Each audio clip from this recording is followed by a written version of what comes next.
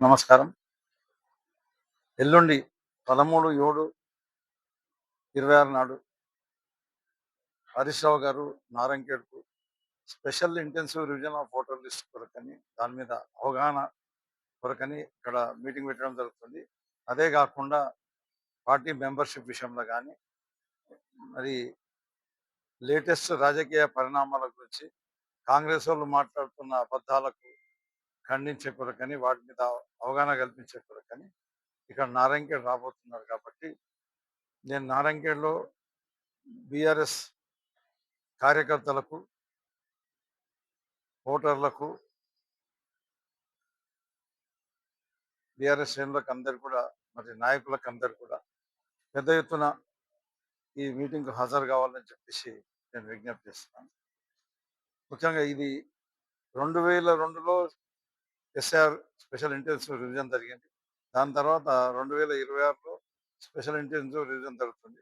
కొత్తగా పెళ్ళైన కోడళ్ళకి కానీ, కొత్తగా ఓటు వచ్చి అంటే 2002 తర్వాత ఓటు వచ్చిన వాళ్ళందరికీ కూడా వాళ్ళ ఓటర్ లిస్టులో కొనసాగించాలంటే 2002 ఓటర్ లిస్టులో వాళ్ళ తల్లిదండ్రులు కానీ, వాళ్ళ వాళ్ళ ఓటర్లని బట్టి మ్యాచ్ చేస్తేనే మరి వాళ్ళ ఓటర్లు ఉండే అవకాశం ఉంటుంది. కాబట్టి ఆ విషయంలో అందరూ కూడా శ్రద్ధ చూపెట్టేసి, బూత్ లెవెల్ ఏజెంట్స్ అందరూ కూడా కష్టపడి వాళ్ళు కూడా శ్రద్ధ చూపెట్టేసి, మరి బిఎల్ఓలతో కోఆర్డినేట్ చేసుకొని ఎక్కడ ఒక ఓటు కూడా మిస్ కాకుండా ప్రయత్నం చేయాలని చెప్పేసి నేను వారికి విజ్ఞప్తి చేస్తున్నా. మరి హరీష్ రావు గారు కూడా దాని విషయంలో మనకు చెప్పడానికి ఏ రకంగా చేయాలని చెప్పడానికి మరి మన దగ్గరకు వస్తుంది. కాబట్టి ఆ బిఎల్ఏలు అయితే ఎవరైతే ఉన్నారో బిఎల్ఏలు మొత్తం 298 బూత్లకు సంబంధించిన బూత్ లెవెల్ ఏజెంట్స్ వాళ్ళందరూ కూడా ఖచ్చితంగా రావాలి. అదే మాదిరిగా పార్టీ మెంబర్షిప్ చేసే కొరకని 298 బూత్లకు ఇద్దరు చొప్పున వాళ్ళని కూడా సెలెక్ట్ చేసుకోవడం జరిగింది కాబట్టి వాళ్ళు కూడా అందరూ ఖచ్చితంగా రావాలి. గ్రామంలో మరి సర్పంచులు కానీ, గతంలో మాజీ సర్పంచులు కానీ, ఎంపీటీసీలు కానీ, గ్రామ పెద్దలు కానీ అందరూ కూడా వచ్చి మరి వీడికి వచ్చి అవగాహన చేసుకొని గ్రామాల్లో ఓటర్లు మిస్ కాకుండా చూసుకోవాలి. ముఖ్యంగా మున్సిపాలిటీలో చాలా మొన్న ఎలక్షన్ బాగా ఇబ్బంది జరిగింది. ఆ గ్రామాలలో పేర్లు ఉంటున్నాయి, వాళ్ళకి ఇక్కడ పేర్లు ఉంటున్నాయి. ఎక్కడో ఒక చాట ఓటేయాలి కానీ 2 ఓటర్ లిస్టులలో పేర్లు ఉండడం మూలంగా 2 ఓటర్ లిస్టులలో కూడా ఓట్లు వేయడం జరుగుతుంది కాబట్టి నారంకేడ్ టౌన్‌లో కూడా ఉన్నాము. ముఖ్య కార్యకర్తలందరూ కూడా, నాయకులందరూ కూడా దీనిపైన ప్రత్యేక శ్రద్ధ కలిగించి, లేకపోతే మనకు ఎన్నో సీట్లు వచ్చేటివి మొన్న. ఉదాహరణకి నాగేష్ అయితే ఓడిపోవడానికి ముఖ్య కారణం అదే. ముజమ్మిల్ గారు ఓడిపోవడానికి కూడా ముఖ్య కారణం అదే. ఆ ఓటర్లు అక్కడ ఊర్లలో వేస్తుండ్రు, ఇక్కడ వేస్తుండ్రు. ఇక్కడ ఇంకో బూత్‌లో వేస్తుండ్రు, మళ్ళీ ఈ బూత్‌లో వచ్చేస్తుండ్రు. ఆ రకంగా వేయడం మూలంగానే ఇదైంది కాబట్టి ఇది ఒక మంచి అవకాశం ఇది. ఎస్ఆర్‌ని మనం వాడుకోవాలని చెప్పేసి అందరికీ నేను విజ్ఞప్తి చేస్తున్నా. మరి కాంగ్రెస్ రేవంత్ రెడ్డి గారికి ఏం పని లేదు. ఒకటే ఒకటి వాడికి రేవంత్ రెడ్డి పని. అంటే ఆ అంటే కేసీఆర్‌ని, కేటీఆర్‌ని, హరీష్ రావుని వీళ్ళని ముగ్గురిని విమర్శించడం తప్పించి వాళ్ళ ప్రభుత్వం ఏర్పాటైన తర్వాత 2023లో ప్రభుత్వం ఏర్పాటైన తర్వాత ఇప్పటి వరకు ఈ రాష్ట్రంలో ఎలాంటి కొత్త డెవలప్‌మెంట్ వర్క్ చేయకపోగా కేవలం మన బీఆర్ఎస్ ప్రభుత్వ హయాంలో ఏవైతే వర్కులు కంప్లీట్ అయినాయో, తర్వాత కొన్ని బ్యాలెన్స్ మిగిలినాయో అవే వర్కులకు ఇనాగ్రేషన్లు చేసుకుంటా పోజులు కొట్టుకుంటూ తిరగడం తప్పించి, మరి కేసీఆర్‌ని ఇష్టం వచ్చినట్టు దుర్భాషలు ఆడడం తప్పించి ఆయన ఒక ముఖ్యమంత్రి కాదు. ఒక చపరాసికి కూడా కాపీ లేడు. ఆయన ఎందుకంటే గుంపు మేస్త్రి అని చెప్పుకుంటాడు. ఓటర్లకు సున్నాలేసినోనికి మరి ఇంత పెద్ద పదవి వస్తే వాడు ఎక్కడ జీర్ణించుకోగలుగుతాడు? ఈయన పరిస్థితి అదే మాదిరిగా ఉంది. మరి కోతికి సింహాసనం మీద కూర్చోబెడితే ఏం చేస్తది? కోతి కూడా ఇది చేయలేదు కదా!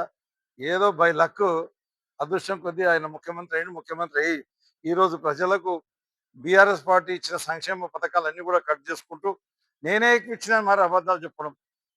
ఉదాహరణకి రైతు బంధు ఇస్తలేరు. ఇప్పటికి 3 దఫాలు ఎగ్గొట్టిండ్రు. కానీ మేము ఇంత రైతు బంధు ఇచ్చినాం, బీఆర్ఎస్ వాళ్ళు ఏమి ఇయ్యలేదని చెప్పి జూట మాటలు మాట్లాడుతున్నారు. ఎక్కడ పోయినా, ఏ ఊర్లో పోయినా, ఎక్కడ అడిగినా వాళ్ళు 3 దఫాలుగా రైతు బంధు మొత్తం డబ్బులు ఎగ్గొట్టిండ్రు.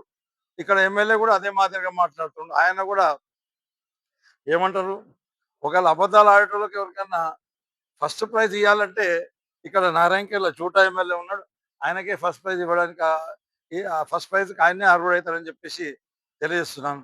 ఇవన్నీ మేము ఇది మంజూరు చేసినాం, అది మంజూరు చేసినాం అని చెప్పేసి అక్కడ రేవంత్ రెడ్డి గారు మాట్లాడుతుర్రు. కానీ రేవంత్ రెడ్డి గారు ఇక్కడ కొత్తగా తెచ్చింది ఏమీ లేదు. కొత్తగా చేసింది ఏం లేదు. ఉన్నయే ఉదాహరణకి మా నారాయణఖేడ్‌లో బసవేశ్వర లిఫ్ట్ ఇరిగేషన్ ప్రాజెక్ట్ మొదలైన ప్రాజెక్ట్‌ని ఆపేయడం జరిగింది. మరి ముఖ్యమంత్రి గారు ఈడికి సంగారెడ్డి జిల్లాకొచ్చిండు. జైరాబాద్‌లో మీటింగ్ పెట్టిండు. ఏమిచ్చినవయ్యా నువ్వు సంగారెడ్డి జిల్లా కంటే రూపాయి కూడా ఇచ్చింది లేదు. ఏదో కేసీఆర్ గారు బీఆర్ఎస్ ప్రభుత్వంలో మంజూరు చేసిన పనులకు ఇనాగ్రేషన్ చేసి వెళ్ళడం తప్పించి ఆయన ఇక ఈ జిల్లాకు కూడా ఇచ్చింది ఏం లేదు. అదే మాదిరిగా మంత్రులు వాళ్ళ పని వాళ్ళే చూసుకుంటారు. దామోదర రాజనరసింహ గారు వచ్చిండ్రు. ఈ పిఎస్సీలు మంజూరు చేస్తున్నాం, ఆ పిఎస్సీలు మంజూరు చేస్తున్నాం అన్నారు. పిఎస్సీలు ఇక్కడ నారాయణఖేడ్‌లో అయితే మంజూరు కాలేదు కానీ పిఎస్సీలు వాళ్ళ ఆందోళన కాన్స్టిట్యున్సీలో మాత్రమే పిఎస్సీలు మంజూరైనాయి.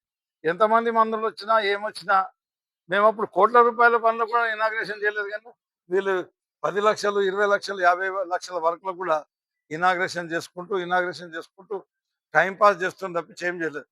Integrated young India integrated schools అని మేము స్టార్ట్ చేస్తున్నామని చెప్పి 2 సంవత్సరాల కింద దానికి వాళ్ళు వచ్చి శంకుస్థాపన చేసి వెళ్ళడం జరిగింది. అది నేను అప్పుడే అడిగిన ఏమయ్యా యంగ్ ఇండియా ఇంటిగ్రేటెడ్ స్కూల్కు ఎంత నిధులు మంజూరు ఉన్నాయి, మీరు ఏ విద్యా సంవత్సరంలో మొదలు పెట్టబోతున్నారు అని అడిగిన. దానికి అప్పుడు సమాధానం ఇవ్వలేదు. ఇప్పటి వరకు అది ఇంటిగ్రేటెడ్ స్కూల్ అనేది ఇప్పటి వరకు స్టార్ట్ కాలేదు, ఏం కాలేదు. మొన్న వచ్చేదో ఏటీసీ అని వచ్చి దానికి వచ్చి ఇనాగ్రేషన్ చేసిపోయారు. మరి దానికి ఎంత మంజూరు ఉన్నది ఏం సంగతి, దాని జీవో లేదు, దానికి కాంట్రాక్టర్ లేడు, దానికి ఏం లేదు. మరి ఇది కూడా స్టార్ట్ కావాలంటే ఇంకా 2-3 సంవత్సరాలు అవుతుంది. ఈ రకంగా ప్రజలను మభ్యపెట్టుకుంటూ పోతున్నారు. మా మా ప్రభుత్వ హయాంలో జరిగిన పనులకు మాత్రమే ఇనాగ్రేషన్లు చేసుకుంటూ పోతున్నారు తప్పించి వీళ్ళు చేసింది ఏం లేదు.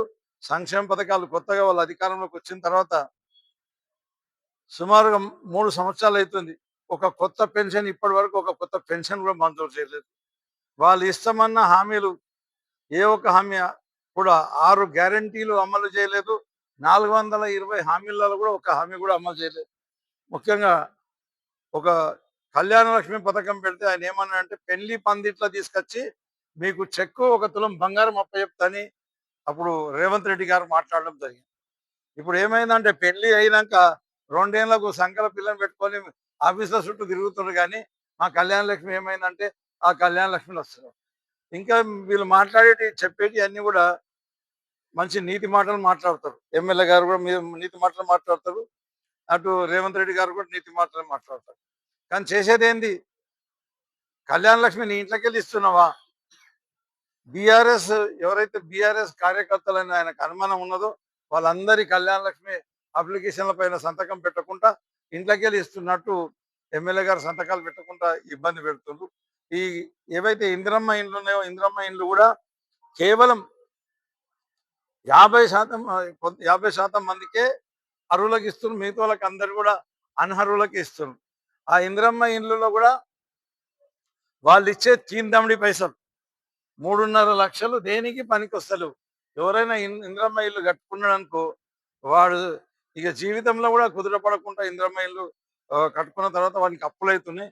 కాబట్టి ఆ ఇందిరమ్మ ఇల్లు ఎవరిసే మీరు ఇవ్వాలంటే కేసీఆర్ గారు డబుల్ బెడ్రూమ్ ఇల్లు ఎట్లయితే ఇచ్చిండో 1 రూపాయి ఖర్చు లేకుండా కట్టించి వాళ్ళకి ఎంటే ఇచ్చిండో మీరు ఆ రకంగా ఇస్తే దానివల్ల ప్రయోజనం అవుతుంది కానీ లేకపోతే ఈ పేదవాళ్ళకి అది ఇందిరమ్మ ఇల్లు వర్తించది. బాగా డబ్బు ఉన్నోడే ఇల్లు కూడా కొడుతుండ్రు, మరి ఇల్లు కట్టుకుంటుండ్రు. నా దగ్గర ఎన్నో ఉదాహరణలు ఉన్నాయి. సందర్భం వచ్చినప్పుడు అవిటి గురించి కూడా తప్పకుండా చెప్పడం జరుగుతుంది. మరి ఈ రకంగా పనులు అనేటివి బీఆర్ఎస్ ప్రభుత్వ హయాంలో శాంక్షన్ అయిన రోడ్లు అన్ని రోడ్లు ముంచుముంచు నారాయణఖేడ్ నియోజకవర్గంలో 70% రోడ్లు మేము బీటీ రినివల్ అంతా కూడా డాంబర్ మళ్ళీ కొత్త డాంబర్ వేసి ఇచ్చినాం. తాండాలకు రోడ్ లేకపోతే తాండాలకు డాంబర్ రోడ్లు వేసి శాంక్షన్ చేసినాం. ఇంకా కొన్ని మిగిలి ఉన్నాయి అట్నే ఆగిపోయినాయి. ఈ పంచాయతీరాజ్ రోడ్లకు కానీ ఆర్ఎండ్బి రోడ్లకు కానీ మేము శాంక్షన్ చేసిన డాంబర్ రోడ్లు ఇప్పటివరకు అట్లనే ఉంచి ఇప్పుడు ఈ మధ్య కాలంలో వేరే హ్యామ్ అనే పద్ధతిలో రోడ్లు శాంక్షన్ చేసినామని చెప్పేసి ఆ రోడ్లన్నీ క్యాన్సిల్ చేసాం. మరి ఉన్న రోడ్లే చేయొచ్చు కదా, అవి చేయకుండా ఇవేందుకు చేస్తుందంటే దానికి కారణం ఉంది. ఏం కారణం ఉంది? ఎవరికో కాంట్రాక్టర్కు ఎక్సెస్లో పనులు ఇచ్చేసి వాళ్ళకు 10% అడ్వాన్స్, కాంట్రాక్టర్కు బిల్లియన్కి పైసలు లేవంటారు, అప్పులు ఉన్నాయంటారు. మరి కాంట్రాక్టర్కి అడ్వాన్స్ 10% ఇచ్చి ఆ 10% ఈ ఎమ్మెల్యేలు కానీ మినిస్టర్లు కానీ మరి ముఖ్యమంత్రి కానీ కమిషన్ కొట్టే కొరకని పుట్టిగా కొత్తగా రోడ్లు మంజూరు చేసిన పాత రోడ్ల పద్ధతి ప్రకారం నడిపి అవే శాంక్షన్ చేసి అవే బిల్లులు ఇస్తే సరిపోయేది. దానివల్ల ప్రజలకు ప్రయోజనం లేదు. ఈ అడ్వాన్సులు తీసుకొని రేపు పొద్దుగాల పనులన్నీ ఎక్కడెక్కడ ఆగిపోతాయి. వెనకటికి జలయజ్ఞంలో అడ్వాన్సులు ఇస్తే మన తెలంగాణ ప్రాజెక్టులన్నీ ఎక్కడెక్కడ ఆగిపోయినాయి. ఈడ కూడా అడ్వాన్స్ తీసుకొని ఇవి ఎక్కడెక్కడ ఆగిపోతాయి. ఒకవేళ కంప్లీట్ చేస్తే కూడా 5 ఏళ్ళు 10 ఏళ్ళ తర్వాత కంప్లీట్ చేస్తే కూడా ఆ రోడ్లకు రిపేర్ చేసిన భారం మరి నారాయణఖేడ్ ప్రజల మీద పడుతుంది. ఎందుకంటే హ్యామ్ రోడ్లు అనేటి ఎక్కడైనా సరే హ్యామ్ రోడ్లు వేస్తే హ్యామ్ రోడ్ల మీద టోల్ గేట్లు పెడతారు, ఖచ్చితంగా టోల్ గేట్లు పెడతారు. మరి ఇప్పుడు వీళ్ళు గినిపోకడ వీళ్ళు టోల్ గేట్లు పెట్టి పేద ప్రజల దగ్గర అమాయకుల దగ్గర వసూలు చేసే కార్యక్రమం ఈ కాంగ్రెస్ గవర్నమెంట్ చేయబోతుంది. కాబట్టి ఇంకా నేను చెప్పిన దానికంటే ఎక్కువ విషయాలు హరీష్ రావు గారు చెప్పబోతారు. కాబట్టి నారాయణఖేడ్లో బీఆర్ఎస్ శ్రేణులు, కార్యకర్తలు, నాయకులు అందరూ పెద్ద ఎత్తున పార్టిసిపేట్ కావాలి. ఈ మీటింగ్ అనేది కింగ్స్ ప్యాలెస్ ఫంక్షన్ హాల్లో మనం నిర్వహిస్తున్నాం. కాబట్టి అందరూ వచ్చి దీన్ని విజయవంతం చేయాలి.